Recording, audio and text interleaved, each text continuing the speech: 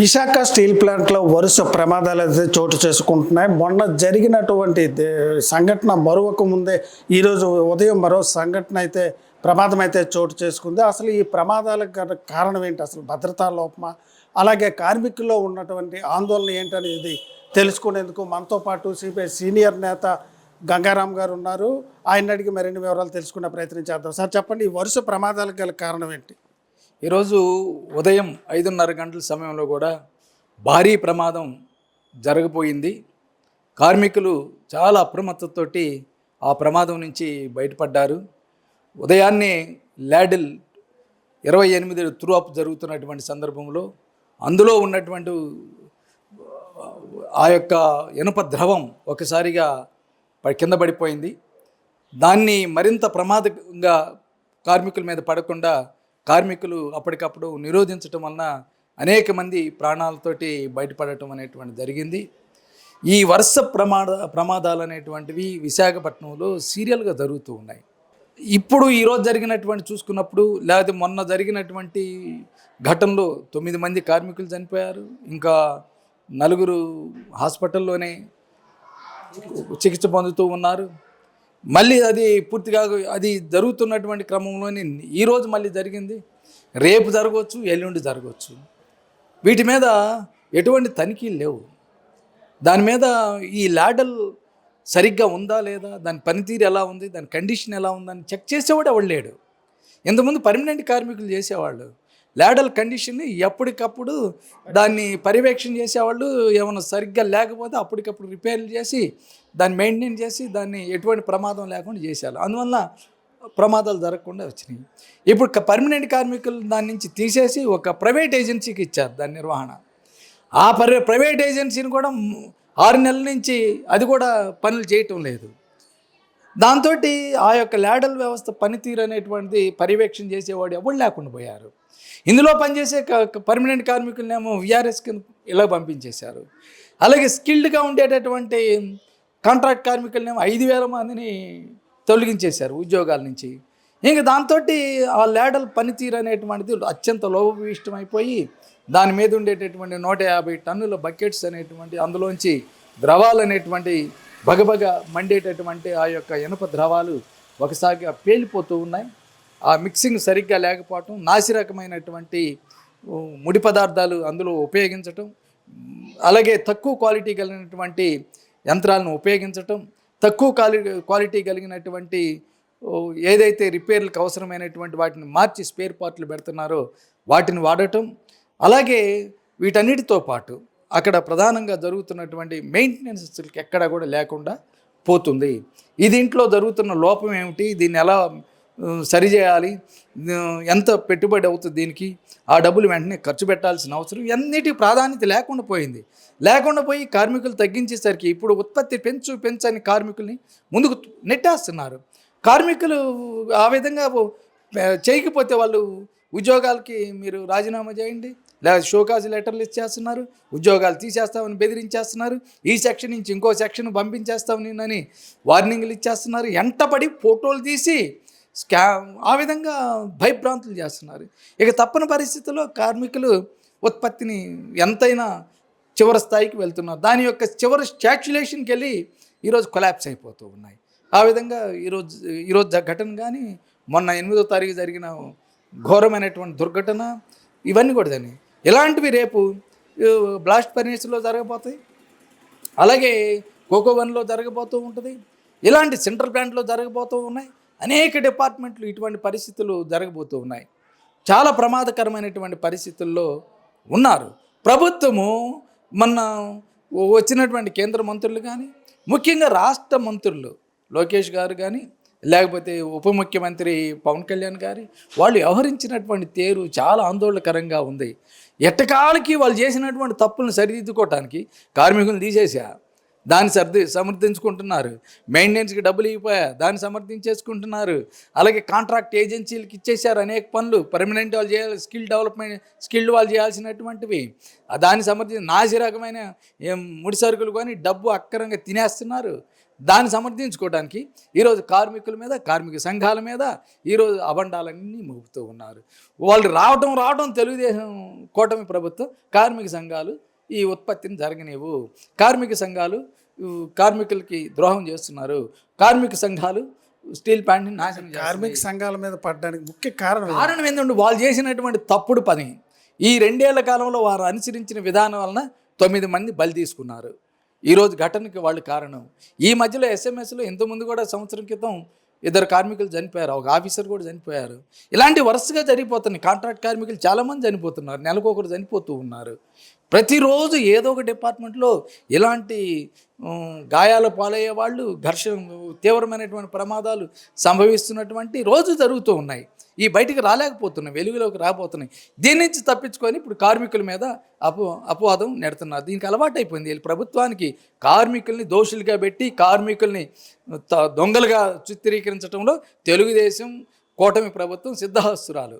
వీళ్ళు కార్మిక ద్రోహులు, యాంటీ వర్కింగ్ క్లాస్. క్యాపిటలిస్టులకి మాత్రం బడా పెట్టుబడిదారులు, దొంగలు, దోపిడీగాళ్ళకి మట్టుకి కొండలు ఇస్తారు, భూములు ఇస్తారు, కంపెనీలు ఇస్తారు, నీళ్ళు ఇస్తారు, అలాగే గనులు ఇస్తారు. వాళ్ళకి అందిన కాడికి అందినంటూ దోసుకొని వాళ్ళకి ఇచ్చేస్తున్నారు, అన్ని ఇచ్చేస్తున్నారు. కార్మికులకు మాత్రం వాళ్ళని వేటాడి ఎంటాడి వాళ్ళ యొక్క కోరిక, వాళ్ళ యొక్క సౌకర్యాలను కత్తిరించేస్తున్నారు, కార్మిక హక్కులను లేకుండా చేస్తున్నారు, లేబర్ డిపార్ట్మెంట్ని ఎత్తేసారు. ఈ విధంగా మొత్తం కార్మిక వ్యతిరేకంగా ఈ 2 ఏళ్ల కాలంలో చేస్తుంది మోడీ ప్రభుత్వం. 2014 నుంచి ఈ దుర్మార్గమైనటువంటి విధానాలు అనుసరిస్తున్నారు. ఇప్పుడు పెద్ద మేము కాంపెన్సేషన్ ఇచ్చామని చెప్తూ ఉన్నారు.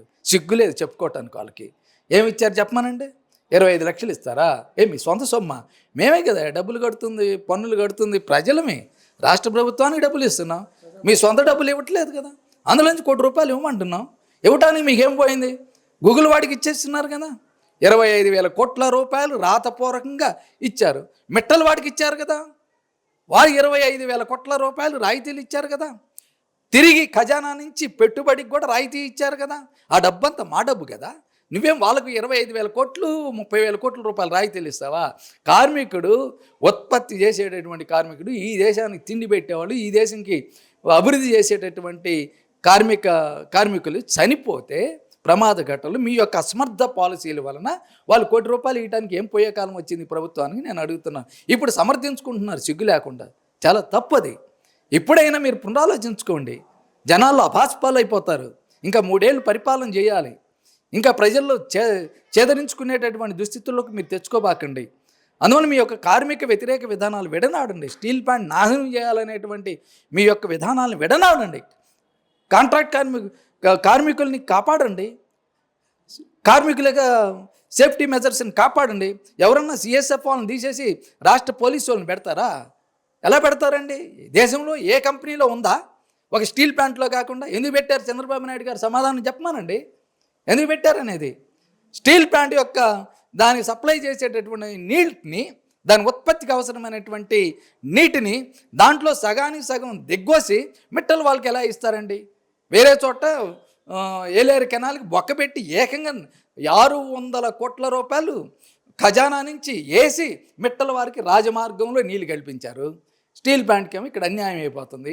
విశాఖపట్నం ప్రజానీకానికేమో మంచినీళ్ళకి కోత పెట్టబోతున్నారు. ఏమిటిది?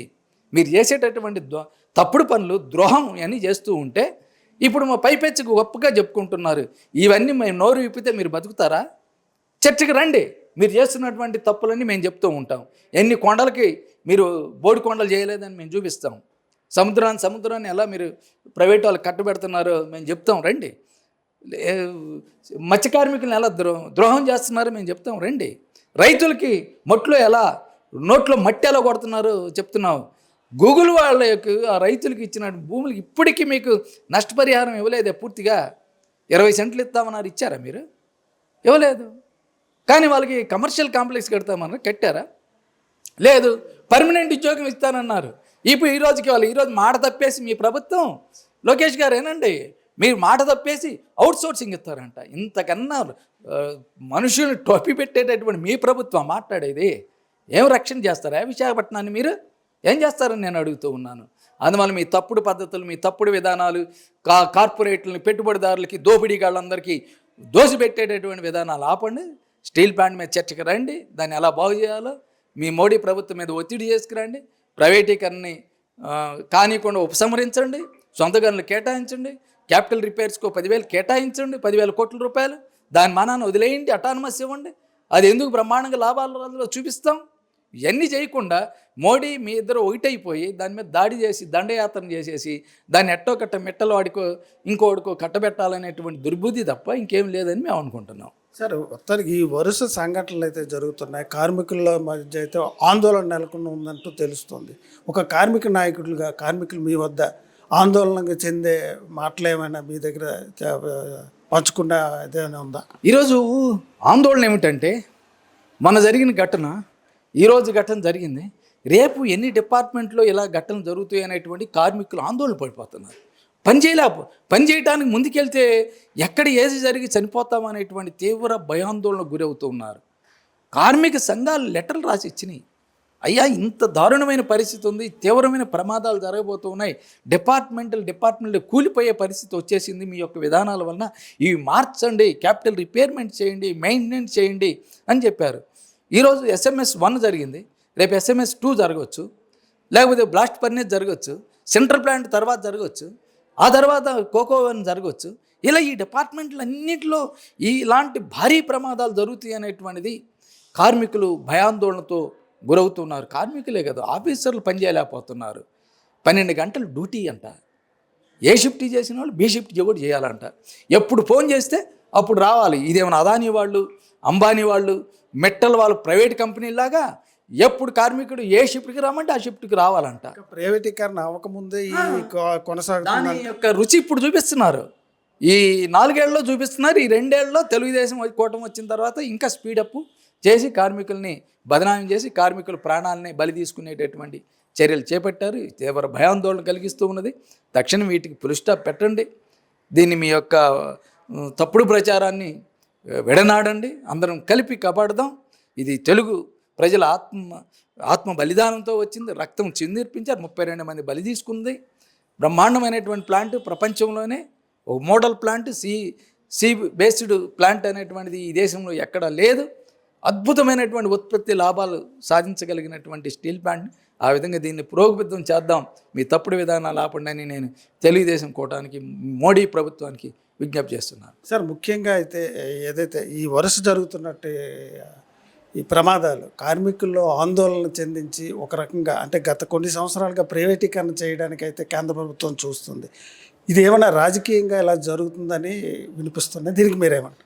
ఇది పూర్తిగా రాజకీయపరమైన విధానాలే. నరేంద్ర మోడీ ప్రభుత్వం, చంద్రబాబు నాయుడు గారు, తెలుగుదేశం జనసేన కూటమి ప్రభుత్వం ఏమిటి, మొత్తం ప్రభుత్వం యొక్క సంస్థల్ని అమ్మేయాలి. స్టీల్ ప్లాంట్ అమ్మేయాలి, BHELని అమ్మేయాలి, షిప్ యార్డ్ని అమ్మేసేయాలి, HPCLని అమ్మేసేయాలి, ఇండియన్ ఎయిర్పోర్ట్లని అమ్మేసేయాలి, పోర్ట్లను అమ్మేసేయాలి, విశాఖపట్నం ఎయిర్పోర్ట్ని మూసేసి భోగాపురం GMR వారికి సర్వం దోచిపెట్టాలి. ఇది వాళ్ళ యొక్క విధానం. ఇప్పుడు రాష్ట్ర ప్రభుత్వం చంద్రబాబు నాయుడు గారు ఇంకా వేగంగా నరేంద్ర మోడీ గారికి మించి ఆంధ్ర రాష్ట్రంలో మున్సిపల్ కార్పొరేషను, మున్సిపాలిటీలో ఉండే రోడ్లని ప్రైవేట్ వాళ్ళకి ఇచ్చేస్తున్నారు, వీధి లైట్లను ప్రైవేట్ వాళ్ళకి, పారిశుద్ధ్యం ప్రైవేట్ వాళ్ళకి ఇస్తున్నారు, అలాగే మొత్తం అన్ని పార్కుల్ని ప్రైవేట్ వాళ్ళకి ఇస్తున్నారు, మున్సిపల్ కార్యాలయాలను ప్రైవేట్కి ఇస్తున్నారు, బస్ స్టాండ్లు ప్రైవేట్ వాళ్ళకి ఇచ్చేస్తున్నారు, అలాగే ఆఖరి శ్మశానాలు కూడా ఇవ్వడానికి ప్రయత్నం మార్కెట్లు, పండ్ల మార్కెట్లు, కూరగాయల మార్కెట్లు ఎన్నో ఉన్నాయి మున్సిపల్ కార్పొరేషన్లో. అవన్నిటినీ ప్రైవేట్ వాళ్ళకి ఎంతకి 33 ఏళ్ళకి ఇస్తారండి, కొన్ని 66 ఏళ్ళకి ఇస్తారండి, కొన్ని 99 ఏళ్ళు ఇస్తారండి. అయిన ఇస్తే కైలాసగిరి ఎక్కడ ఉంటుంది, రుషికొండ ఎక్కడ ఉంటుంది, సాగర్నగర్ బీచ్ ఎక్కడ ఉంది, ఉడా పార్కు, ఇవన్నీ కూడా 99 ఏళ్ళకి వెళ్ళిపోయి స్టార్ హోటల్స్, షాపింగ్ మాల్స్, పెద్ద పెద్ద రకరకాలైనటువంటి రెస్టారెంట్లు, సినిమా హాల్స్ ఇలాంటివి వచ్చేస్తాయి. ఇదా మున్సిపాలిటీ? ఇక విశాఖపట్నం మున్సిపల్ కార్పొరేషన్ పేరే మారిపోదు. Visakhapatnam municipal corporation private limited అనిగా మార్చేస్తారు, లేకపోతే Visakhapatnam municipal corporation PPP limited అనిగా మార్చేస్తారు. ఇందుగా ఇదా మీరు చేసేది? బ్రిటిష్ వాడి కాలం నుంచి ఎస్టాబ్లిష్ అవుతూ వస్తున్నటువంటి ఉమ్మడి ఆస్తులు, ప్రజల యొక్క ఉమ్మడి సదుపాయాలు, వీటిని అన్నింటిని ప్రైవేట్ వాడి యొక్క లాభాలకి ఇస్తావా? ప్రజల సంక్షేమం కోసం పడాల్సినటువంటిది మీ మంత్రులన్నిటి ప్రైవేట్ వాళ్ళకి ఏంటి? మీ ముఖ్యమంత్రి పదవి ప్రైవేట్ వాళ్ళకి ఇస్తారు. కాన్స్టిట్యూషనల్ ప్రొవిజన్స్ ఇవన్నీ కూడా మీరు రాసినటువంటిది కాదు, కాన్స్టిట్యూషనల్ ప్రొవిజన్స్. మీరేమో స్థానిక సంస్థలకు డబ్బులు కోతలు పెట్టేసి ఇవ్వాల్సినటువంటి రాజ్యాంగ ప్రకారం ₹1 విశాఖపట్నం డబ్బులకు ₹1 ఇచ్చారు 2 ఏళ్ళలో. పైపెచ్చి 1500 కోట్ల రూపాయలు చంద్రబాబు నాయుడు గారు అమరావతికి తీసుకెళ్ళిపోయారు. అక్కడ డబ్బులు లేవని రాష్ట్ర ఖర్చులకు ఉపయోగించుకుంటున్నారు. ఎవడైనా చేస్తారా అని? ఇంత దారుణంగా మా పన్నుల డబ్బులు తీసుకెళ్ళి నువ్వు వాడుకోవడం ఏమిటి? తప్పు కదా. జరుగుతుంది ఎన్ని రాజకీయ కుట్ర. ఈ కుట్రతోటి మొత్తం ఆస్తులను దోచేసుకోవాలనేటువంటిది మొత్తం ప్రజలు, కార్మికుల్ని తీవ్రమైనటువంటి భయాందోళనకు గురి చేసేటటువంటి ఈ విధానాలు. అందువలన రాష్ట్ర ప్రభుత్వం, కేంద్ర ప్రభుత్వం ఈ విధానాల నుంచి వెనక్కి వెళ్ళాలి, వీటిని తప్పుకోవాలి, ప్రభుత్వ రంగాన్ని పరిరక్షించాలి, ప్రజల ఆస్తులను పరిరక్షించాలి, ప్రజల మీద భారాలు వేసేటటువంటి చర్యలు ఉపసంహరించుకోవాలని మేము వారిని డిమాండ్ చేస్తున్నాం.